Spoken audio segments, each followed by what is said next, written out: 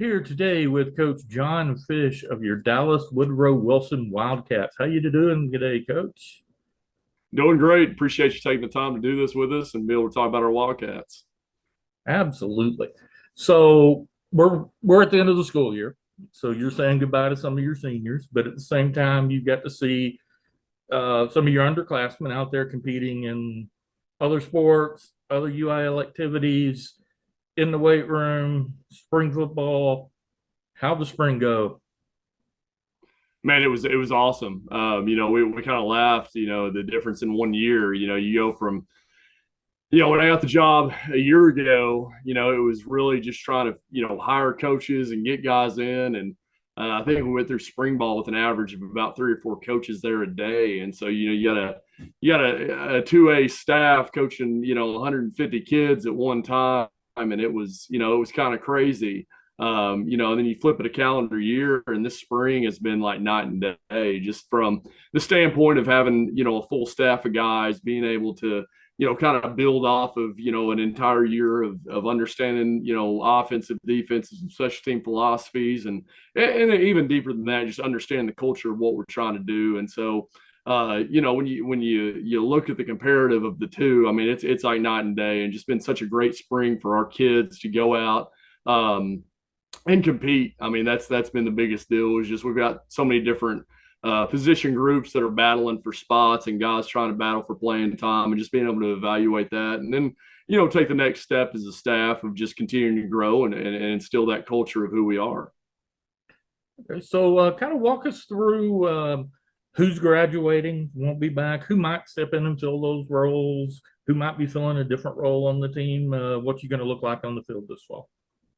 Yeah, so we had a great senior crew, and really, if you look at our skill positions, our wide receivers, we started 4 seniors at our wide receiver spots last year, and losing those guys, you don't ever get better using it. Losing 4 seniors that started 11 games for you, and starting with Tony Blalock, who broke the school record in receiving last year. Kids like Cyrus Taylor, who's going off to play at Western Oregon, and Graydon Thompson, who's going to be playing down at Southwestern. A bunch of great kids, man, that did so much for us.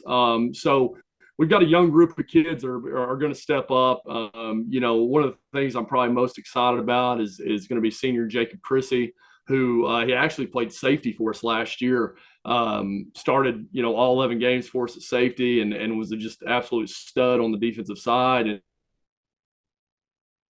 We knew he had some offensive capabilities, but a year difference in a year, last year that wasn't something that was necessarily needed from him. So we found a role for him, obviously defensively. And so this year, going through the spring with him, I mean, he's a dynamic kid that can move with the ball in his hands, and kind of brings a little bit extra, oomph when he finishes his runs. He's a bit thicker kid, built a lot like Jamel was last year. He's hard to tackle in a telephone booth type kid, but he'll also lower his shoulder and run through you as well. So it's exciting to have a kid like that. We've got a kid that came to us. His mom had been working at Long Middle School, which is our feeder middle school, and she ended up bringing him over late. I say late, kind of around Christmas break, and David Marks, who he's a great young kid. He's gonna step up and play outside receiver for us, and we call him DJ. He's going to be a big time dude. He'll be going into his junior year, and he's kind of a kid that he's got that big playability that man, he needs to catch a lot of balls. And then probably our next guy is Luke Walsh. He was a freshman for us last year, and we saw signs of it as a freshman. Just kid's dynamic. He's a 6'3", 180-pound kid that understands how to run routes, that understands how to get open, but also he's got great ball skills. And so to see his development, his maturity over the summer, man, I think he's going to be a kid that, in the next 2 years, he's going to blow up. And then last but not least, going to be James Kelcher, who's going to we're going to move from the outside and move him inside. He's kind of your more prototypical Y, your big-bodied inside receiver that I think we're going to be able to do a lot of different things with him in the run game and the pass game. And so excited about those guys, but it is a competition just because we graduated so many seniors. Defensively, we return a bunch of kids. Our biggest area that we kind of had to grow in was our D line. We graduated our 3 starting defensive linemen are graduating, and so we've got kind of a young group stepping in there, but you look at the other the other 8 positions on the field, and we got dudes. Our 2 inside linebackers and Sawyer Platt and Nico Vitale. We call them the Bash Brothers. They broke out the cowboy collars this spring, and it was reminiscent of a young John Fish in the early 2000s as an Empire Bulldog in Oklahoma playing quarterback with a cowboy collar on. So it's fun to have kids like that. I mean, our defense plays with such a swag and just runs to the ball. I mean, there's a chip on their shoulder every time they take the field. And so we saw that just continue to grow in the spring. And I think you look around the field and you're going to have a lot of playmakers around the field on the offensive and defensive side. And then the easy piece of it is our quarterback Cam McGuire. He can sling it. I mean, he's the dude. And when we look at him from his development from his junior year going into his senior year, the kid's got Division I skills all over the place, and he's really stepped up into a role of leadership, of growing those young guys around him. And I think it's kind of challenged him a little bit too. Of it's one of those things where you go out there and you can play quarterback, but when you get put in kind of a role of now you're a coach on the field, you got to grow these kids around you, and seeing him take that challenge on over the past 3 or 4 months in the spring has been incredible to watch him go to work with these young guys. And so at the running back position, we returned Andy Villanueva, who is going to be our leading rusher. He's our dude. I mean, he's our workhorse. A couple of running backs behind him, and CJ McGuire and Dylan Carricker, who are both great kids. They're going to go downhill runners that go finish every run type of kids. They're going to pound it. And probably offensively, the area I'm most excited about is our offensive line. We started 4 sophomores last year, kids that kind of got thrown in on Friday nights and maybe weren't quite ready for it, but man, that 10 to 11 games that those guys played last year, we've already seen the growth in the spring from those guys and the experience they've had, and they're a year better. And we're returning all those guys and just excited about that group coming back. All right, now you're in such an easy district there. Easy walk us through your district. Got to walk us through your district and what you expect to see from those teams on the field this fall. Yeah, I think breaking it up into zones helps us a little bit, just alluding to what you said. Our non-district is challenging. We're playing 3 6As and a really great 5A in Frisco Emerson, and that really does a great job preparing us for the playoffs. When you look at our zone, everybody's going to be a year better. You look at Conrad and what Coach Ragsdale's doing there. He's got some great young kids, some young talent that they'll be better. You look at Seagoville and what Coach Jackson's doing out there, man, he's doing such a great job of developing those kids and getting so many kids out to play. I mean, they're going to be a lot better. So, as you look at our district, it's easy to sit there and say, you're going to be one of the better teams. But the reality is, if we don't keep getting better, the people around us are. And so, obviously, when we look at the zones and when you match up, you get through your hill crest, you get through all that. We plan to win our zone and be sitting there in those seeding games, and all roads lead to SOC. And obviously last year we played them for a district title and took them to the ropes to the end of the game. It was a 1-score game within about 7 or 8 minutes left in the game, and we ended up in the very end we didn't finish. We turned the ball over a couple of times and the game got away from us. And I think that's been kind of the fuel for our kids as we look for at our district is, listen, man, this, when you come in and you continue to raise the expectations, you want to create a sense of belief in your kids. And I think that game, as heartbreaking as it was, it created a sense of belief in this, in not just the kids, but the community, the campus of this is where you belong. Here's a 2-time state champion that you're taking to the ropes with a bunch of kids that, athletically, if you line up, you might sit there and scratch your head a little bit. But the reality is that's the culture of our program, is that, man, these kids are going to play above any talent level they have. They're the type of kids that, man, if you tell them to run through a brick wall, they're going to tell you, let's go. I mean, there ain't going to be no hesitation. And so this is the best kids I've ever coached. And when you look at them matching up in our district, our plan is to go win a district title. At the same time, when you're in a district, school district with a school like South Oak Cliff, you can point to that and say, they've got the same resources we do. Sure. And you can use that as a motivating factor. So there's no reason we can't do this.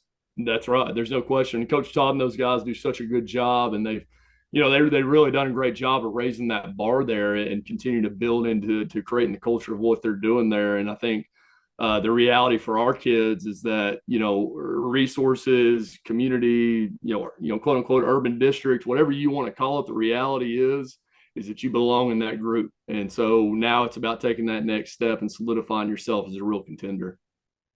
Now, you've been around high school athletics for a little while. You've been in suburban school districts. You've been in urban school districts. Oh, yeah. What would you say the biggest challenge facing athletics, high school athletics in Texas right now is?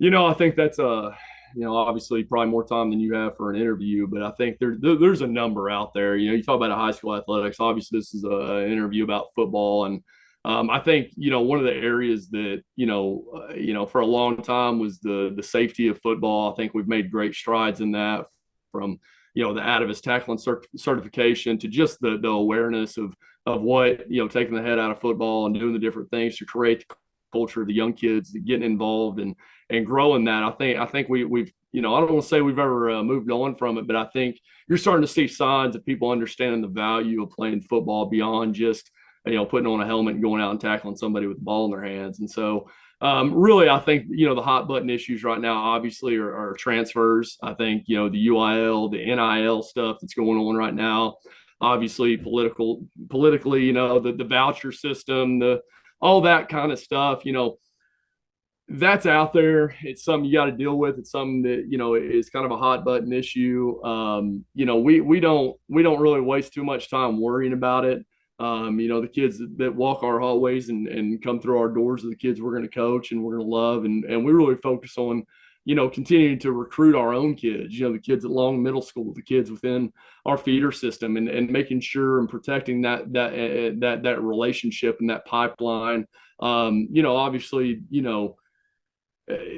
high school athletics in Texas, man, there ain't nothing bigger across the country as far as high school sports is concerned. And so I think you look at it and you see the different kids moving around, and you get the headlines from Dave Campbell's and everybody of different kids transferring into different schools. So to me, I think that's probably one of the biggest areas that I think is of, I don't want to use the term concern, but an area that you got to be aware of is that we live in a time and world of kids that here and now, there ain't no such thing as delayed gratification and waiting your time and buying your time. I think that's something that as we continue to lean on the UIL, the THSCA, and just the value that they provide in creating boundaries and creating, a setup of making sure that there's parameters in place and there's processes in place to make sure that kids are going to schools they're supposed to be going to, and that they're diving into their programs there and allowing the greatest football coaches, in my opinion, in the entire country to be able to do what they do when they pour into kids. So let's go from a real big picture, bring it down to a small picture, try and learn a little bit about John Fish. Yes, sir. What would you say your number one guilty pleasure is? Besides snacking at bedtime and eating food I shouldn't, guilty pleasure. Man, it's a great question. I'm trying to think of all the things that I do outside of work, which isn't much. Probably my biggest guilty pleasure is probably listening to different things like Wilco and Taylor Swift and the wide range of jukebox music that I like. I like to tell people I'm a human jukebox. They're in the song I hadn't come across. I don't find a way to like somehow, some way. My wife and I spend a lot of time traveling. We spend a lot of time trying to find different new adventures to go do, and that's kind of what we do outside of the day-to-day of Woodrow Wilson High School. All right, Coach. Well, thanks very much for your time today. Best of luck as you work for the summer and into the 23 season. I appreciate it. And for our viewers, if you like this video, then hit that like button down below. Really helps with the algorithm on YouTube and causing this video to show up in front of more eyes. And if you like what we're doing with these interviews, be sure and hit the subscribe and notification button so that you get notified when we post a new video.